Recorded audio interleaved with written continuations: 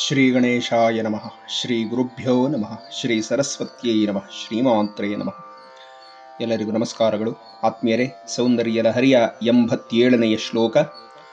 ಹಿಮಾನಿ ಹಂತವ್ಯಂ ಹಿಮಗಿರಿ ನಿವಾಸೈಕ ಚತುರೌ ನಿಶಾಯಾಂ ನಿದ್ರಾಣಾಂ ನಿಶಿಚರಮ ಭಾಗೇ ಚ ವಿಶದೌ ವರಂ ಲಕ್ಷ್ಮೀಪಾತ್ರಂ ಶ್ರಿಯಮತಿ ಸೃಜಂತೌ ಸಮಯಿನಾಂ ಸರೋಜಂ ತ್ವತ್ಪಾದೌ ಜನನೀ ಜಯತಶ್ಚಿತ್ರಮಿಹ ಕಿಂ.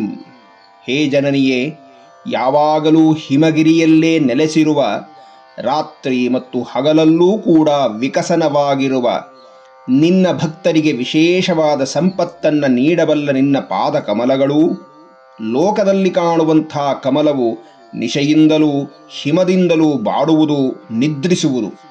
ಇಂತಹ ಕಮಲಗಳು ಲಕ್ಷ್ಮಿಗೆ ಕೇವಲ ಆಶ್ರಯವಾಗಿದೆಯಮ್ಮ.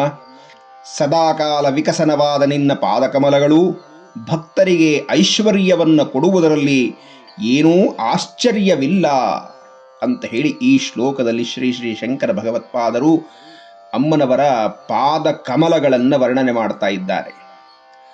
ಅಮ್ಮನ ನಿವಾಸ ಸ್ಥಾನ ಕೈಲಾಸ ಪರ್ವತ, ಅಂದರೆ ಹಿಮವತ್ ಪರ್ವತ. ಸದಾಕಾಲದಲ್ಲೂ ಮಂಜಿನಿಂದ ಕೂಡಿರುತ್ತೆ, ಶೀತಲವಾಗಿರುತ್ತೆ. ಅಲ್ಲಿ ನೆಲೆಸಿರುವಂತಹ ಜಗನ್ಮಾತೆಯ ಪಾದ ಕಮಲಗಳು ರಾತ್ರಿಯಲ್ಲೂ ಅರಳಿರುತ್ತೆ, ಹಾಗೆ ಹಗಲಲ್ಲೂ ಅರಳಿರುತ್ತೆ ಅಂತ.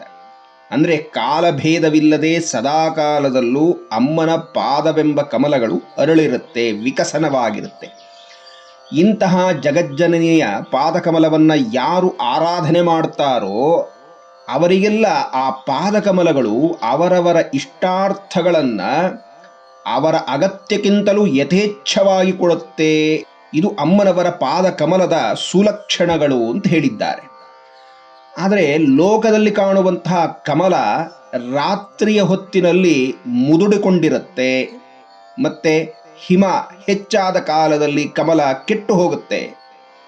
ಹಾಗೆಯೇ ಈ ಕಮಲವು ಲಕ್ಷ್ಮೀದೇವಿಗೆ ಆಸನವಾಗಿದೆ. ಈ ಕೊನೆಯದೊಂದನ್ನು ಹೊರತುಪಡಿಸಿ ಈ ಕಮಲಕ್ಕೆ ಇನ್ಯಾವ ಅರ್ಹತೆಯೂ ಇಲ್ಲ. ಈಗ ಈ ಭೂಲೋಕದ ಕಮಲಕ್ಕೂ ಕೈಲಾಸದ ಹಿಮವತ್ ಪರ್ವತದಲ್ಲಿ ವಾಸವಾಗಿರುವ ಅಮ್ಮನ ಪಾದ ಕಮಲಗಳಿಗೂ ಹೋಲಿಸಬೇಕು. ನೋಡಿ, ಮೊದಲು ಲೋಕದಲ್ಲಿ ಕಾಣುವಂತಹ ಕಮಲ ಹಿಮ ಹೆಚ್ಚಾದರೆ ಛಿದ್ರ ಛಿದ್ರವಾಗುತ್ತೆ, ಅಂದರೆ ಕೆಟ್ಟು ಹೋಗುತ್ತೆ ಅಂತ ನಮಗೆ ಗೊತ್ತಿದೆ. ಆದರೆ ಕೈಲಾಸದ ಹಿಮವತ್ ಪರ್ವತದಲ್ಲಿರುವ ಅಮ್ಮನ ಪಾದಕಮಲಗಳು ಸದಾಕಾಲ ಹಸನ್ಮುಖಿಯಾಗಿರುತ್ತೆ, ಅರಳಿರುತ್ತೆ, ವಿಕಸನವಾಗಿರುತ್ತೆ. ಇನ್ನು ಎರಡನೆಯದ್ದು, ಲೋಕದ ಕಮಲವು ರಾತ್ರಿಯಾಯಿತು ಅಂದರೆ ಮುದುಡಿ ಹೋಗುತ್ತೆ. ಆದರೆ ಕೈಲಾಸದ ಹಿಮವತ್ ಪರ್ವತದಲ್ಲಿರುವಂಥ ಅಮ್ಮನ ಪಾದಾರವಿಂದಗಳು ರಾತ್ರಿಯಲ್ಲೂ ಸಹ ಸುಂದರವಾಗಿ ವಿಕಸನವಾಗಿರುತ್ತೆ. ಕೊನೆಯದ್ದು, ಈ ಲೋಕದ ಕಮಲವು ಲಕ್ಷ್ಮೀದೇವಿಗೆ ಆಸನವಾಗಿರುತ್ತೆ, ಅಂದರೆ ಪೂಜೆಗೆ ಅರ್ಹವಾಗಿರುತ್ತೆ.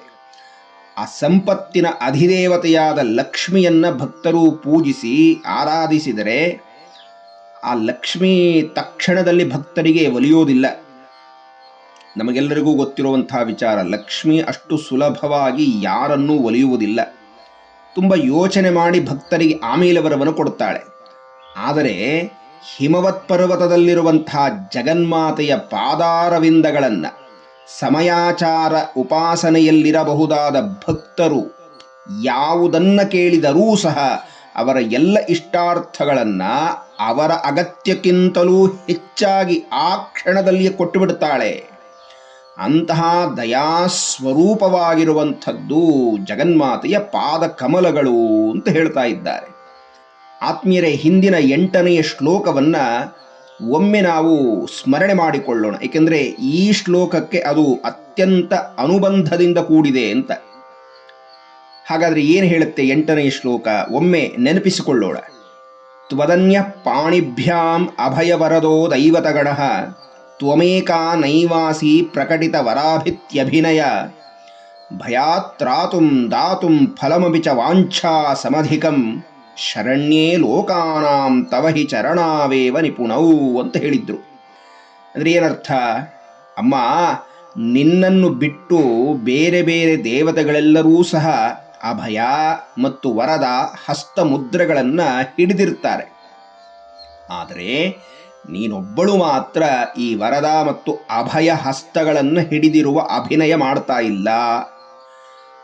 ಯಾರು ಭಯದಿಂದ ಕಾಪಾಡು ಅಂತ ಹೇಳಿ ನಿನ್ನ ಪಾದಾರವಿಂದಗಳಿಗೆ ಎರಗ್ತಾರೋ, ಚತುರ್ದಶ ಲೋಕ ಶರಣ್ಯಳಾದ ನಿನ್ನ ಪಾದವೇ ಗತಿ ಅಂತ ನಿನ್ನನ್ನು ಎರಗುತ್ತಾರೋ, ಶರಣು ಹೋಗ್ತಾರೋ, ಅಂತಹ ಸಮಯಾಚಾರದಲ್ಲಿರಬಹುದಾದ ಭಕ್ತರಿಗೆ ಅವರು ಅಪೇಕ್ಷೆ ಪಟ್ಟಂತಹ ವರಗಳನ್ನು ಕೇವಲನ್ನ ಪಾದಾರವಿಂದಗಳೇ ಎಲ್ಲವನ್ನ ಸಲ್ಲಿಸಿಬಿಡುತ್ತೆ ಅನ್ನುವುದನ್ನು ಹೇಳಿದ್ರು.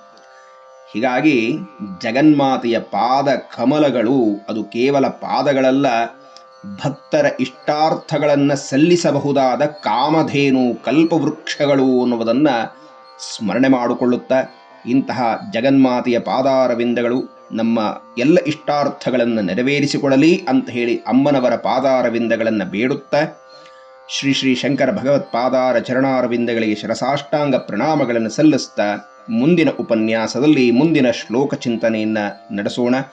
ಎಲ್ಲರಿಗೂ ವಂದನೆಗಳು, ನಮಸ್ಕಾರ.